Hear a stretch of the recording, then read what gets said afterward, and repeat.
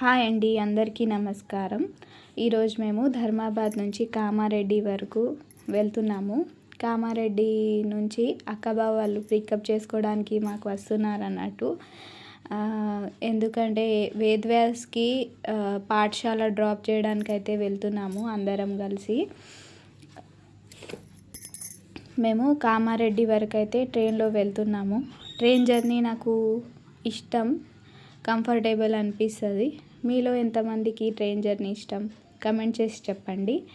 Video నచ్చితే like, share and subscribe చేసుడైతే మర్చిపోకండి.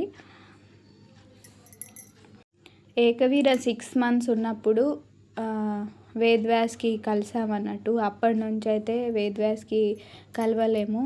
మా చెల్లె పెళ్ళి కూడా పోయిన సంవత్సరం డిసెంబర్లో అయితే కూడా వేదవ్యాస్కి పంపించలేరు, అంత స్ట్రిక్ట్ ఉంది వేద పాఠశాల. పెళ్ళిళ్ళకు చిన్న చిన్న ఫంక్షన్లకు అయితే అస్సలు పంపించరు, వాళ్ళ చదువు మీద ఎఫెక్ట్ పడుతుందని.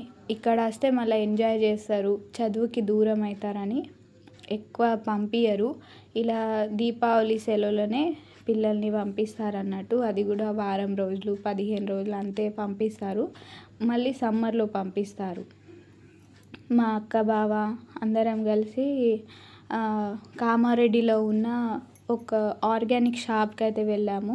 మేము ఎప్పుడు కూడా మాకు బియ్యం కావాలంటే ఇక్కడ నుంచి ఆర్డర్ పెట్టుకుంటాము, కార్గోలో పంపిస్తారు. బెల్లం కూడా చాలా బాగా దొరుకుతుంది ఇక్కడ. అయితే నేను వెయిట్ లాస్కి సంబంధించిన బియ్యం తీసుకున్నాను, కరుపుకొని బియ్యం. ఇంతకుముందు నేను కాలాభాటి వాడాను అన్నట్టు. ఈ 2 బియ్యం మనకు వెయిట్ లాస్కి ఉపయోగపడతాయి. ఇప్పుడు కరుపుకొని బియ్యం తీసుకున్నాను.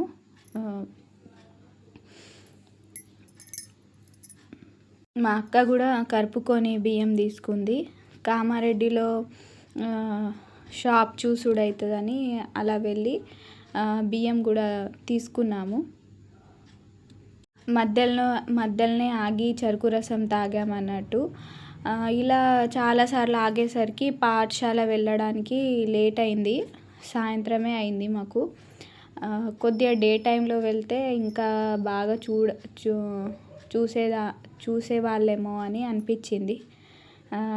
ఇవన్నీ తిరిగేసరికి లేట్ అయిపోయింది అన్నట్టు.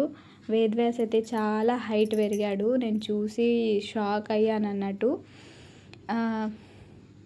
ఫస్ట్ స్టార్టింగ్లో వేదవ్యాస్ దగ్గరికి ఏకవీర వెళ్ళలేదు అన్నట్టు, చాలా ఏడ్చింది. వాడేమో తీసుకోవాలి అని ఇష్టంతో ఏకవీరకి తీసుకుంటే ఏకవీర అస్సలు వెళ్ళలేదు. కొద్దిగా సేపు అయిన తర్వాత అన్న అన్న అనుకుంటా ఇక చాలా అటాచ్ అయిపోయింది. పిల్లలకు కొద్దిగా టైంలోనే వాళ్ళు అటాచ్ అయిపోతారు. అలా వేదవ్యాస్తో చాలా బాగా అటాచ్మెంట్ పెరిగింది ఏకవీరకు ఆ జర్నీలనే. ఇక అన్న అన్న అనుకుంటా వేదవ్యాస్ దగ్గరనే ఉన్నది అన్నట్టు. పాఠశాల వెళ్ళిన తర్వాత వేదవ్యాస్తో మస్తు ఆడుకున్నది. నాకైతే కొద్దిగా బాధ అనిపించింది వేదవ్యాస్కి అలా వదిలిపెట్టి వెళ్ళడానికి. అయితే మా అక్క బావకైతే ఇంకా ఎంత బాధ అనిపించిందో. కానీ తప్పదు, ఒక పిల్లలు ఒక స్థాయికి రావాలి, మంచి చదువుకోవాలంటే డిసిజన్ అయితే నిర్ణయం తీసుకోవాలి. అక్కడ మంచి దేశీ ఆవులు ఉన్నాయి.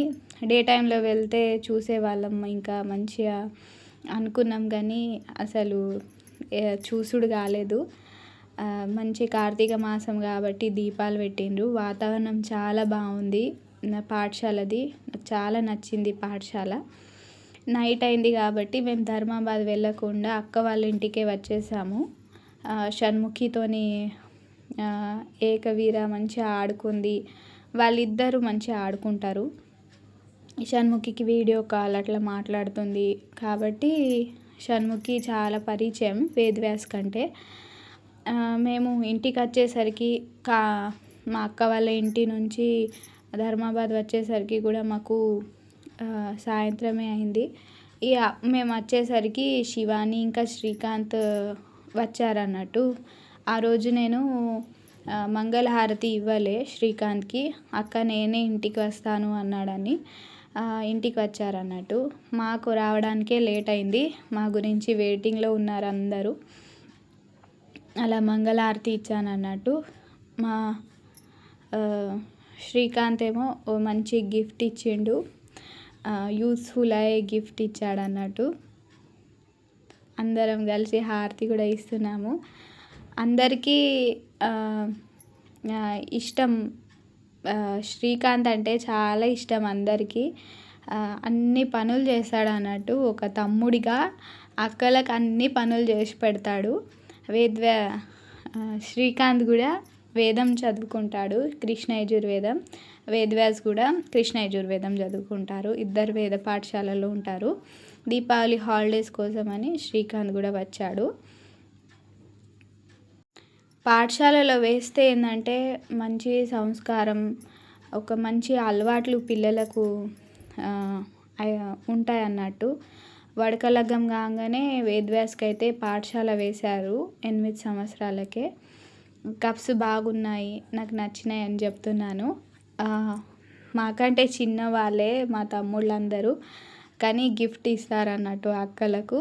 మా పిన్ని అట్లా ఖాళీ చేతులతోనైతే పంపించదు, ఏదో ఒకటి ఇచ్చి పంపిస్తుంది. మేమైతే ఇష్టంగా తీసుకుంటాము. అందరికీ బియ్యం కూడా చూపెట్టాను. అందరు షాక్ అయినారు అన్నట్టు. మా పిన్ని కానీ, మా నాన్న, మా అమ్మ కూడా షాక్ అయింది. వెయిట్ లాస్కి కూడా బియ్యం ఉంటాయా అని. ఉంటాయి, వెయిట్ లాస్కి కూడా బియ్యం ఉంటాయి. ప్రెగ్నెన్సీలో తినే బియ్యం కూడా ఉంటుంది. ప్రెగ్నెన్సీలో కులాకర్ బియ్యం తింటారు. చిన్నపిల్లలకైతే మైసూర్ మల్లిక అని బియ్యం ఉంటాయి. ఇలా చాలా రకాల బియ్యం మన నాటి కాలం నుంచి వచ్చాయన్నట్టు. కానీ ఈ మధ్యలో మనం అన్నీ మర్చిపోయి హైబ్రిడ్ బియ్యంకి అలవాటు పడ్డాము. అలా ఇప్పుడు మళ్ళీ దేశీ బియ్యం, దేశీ వెరైటీస్ ఇప్పుడు వస్తున్నాయి. రైతులు కూడా పండిస్తున్నారు. వేద పాఠశాలలో వేస్తే ఎంత సంప్రదాయంగా పెరుగుతారు పిల్లలు. మా తమ్ముడు చూడండి ఎంత మంచిగా దండం పెడుతున్నాడు నాకు.